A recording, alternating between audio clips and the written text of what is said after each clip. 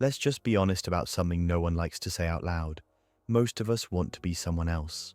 Not wildly different, just better, slightly more likable, slightly less afraid, less socially awkward, more confident.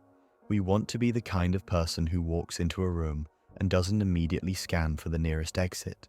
But we also want to believe that who we are is permanent, like a birthmark or a blood type. It's comforting to think, this is just the way I am. You know, as if that explains why you flinch when someone talks to you at a party, or why you haven't replied to that email in 6 days. It's not laziness, it's your personality. That excuse, that's the thing Olga Khazan pulls out into the open and tears apart using a mountain of personality research. Me, but Better isn't really a self-help book. It's more like watching someone set their personality on fire just to see what comes out of the ashes. Khazan, a journalist by trade, introvert by blood, decides she's sick of how hard basic human interaction feels. She's not some recluse living in the woods. She's normal. She's fine. But fine is just failure in a sweater. So she asks a terrifying question. Can I change who I am? Not the surface level junk, not the haircut or the diet or the fake morning routine where you pretend journaling makes you a monk. She wants to know, can I actually rewire the parts of me that make life harder than it needs to be?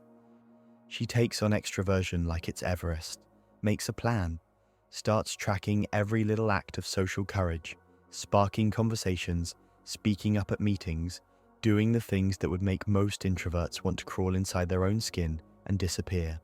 And to her own horror, some of it works, not instantly, not easily, but little cracks start to form in the wall of, this is just how I am. She smiles through the panic. She fakes confidence until her brain, stupid and pliable as it is, starts to believe her. What's dark and beautiful about the book is how honest it is about the cost of this transformation. It's exhausting. It's awkward. It's filled with moments that make you want to slam the book shut and never talk to another human being again. But it's also deeply human, because if you've ever wanted to be someone else, if you've ever wished you were a little more, a little better, you'll recognize the quiet desperation in every chapter.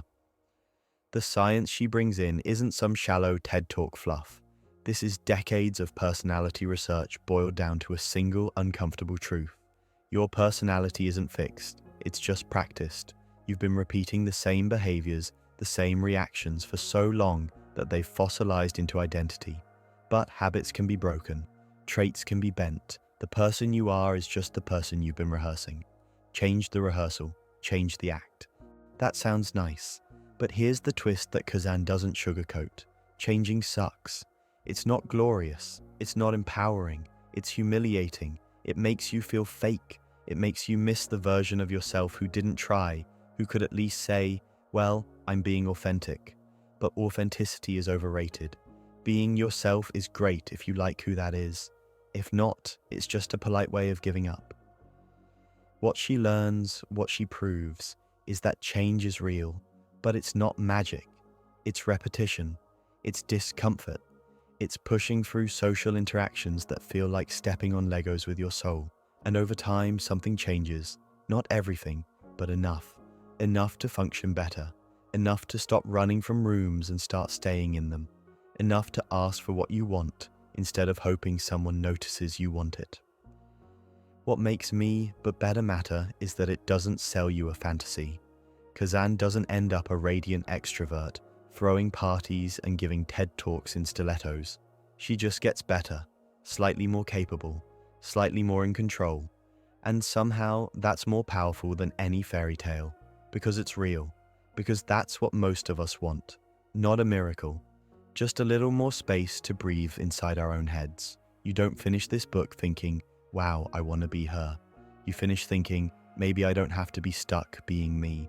And that's the most dangerous, liberating thought you can have. Because once you realize personality isn't destiny, it's just a habit, you also realize you've been carrying the key to your own cage this whole time, just too scared to use it.